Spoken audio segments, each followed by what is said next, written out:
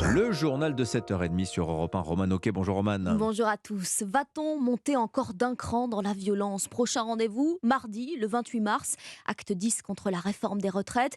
Hier déjà, jet de projectiles et bâtiments saccagés à Nantes, Rouen, le portail de la mairie incendié à Bordeaux. 140 départs de feu aussi à Paris avec près de 1500 casseurs.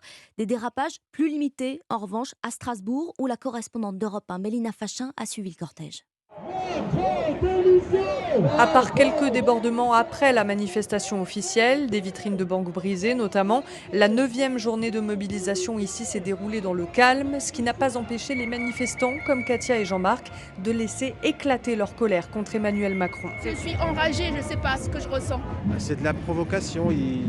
Pour moi, c'est de l'arrogance, tout à fait. Ouais. Il dit qu'il a essayé de négocier avec les syndicats. Non, il ne faut pas qu'il oublie qu'il a été élu uniquement parce qu'il y a Le Pen en face. On a le souvenir du CPE.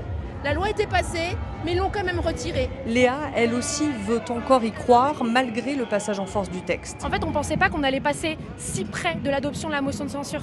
C'est 9 voix qui manquaient. Peut-être que sur le coup, on a eu peut-être une frustration au court terme, mais là, on se dit vraiment, ok, tous les outils institutionnels n'ont pas marché, on va se donner rendez-vous dans la rue. Et ils étaient en effet nombreux hier ici. 12 400 manifestants selon la préfecture, 30 000 selon les syndicats, un record depuis le début de la mobilisation. Un reportage de Mélina Fachin, correspondante d'Europe 1 à Strasbourg. Et dans le pays, la CGT a compté 3 500 000 manifestants, environ 1 million d'après les autorités. Et puis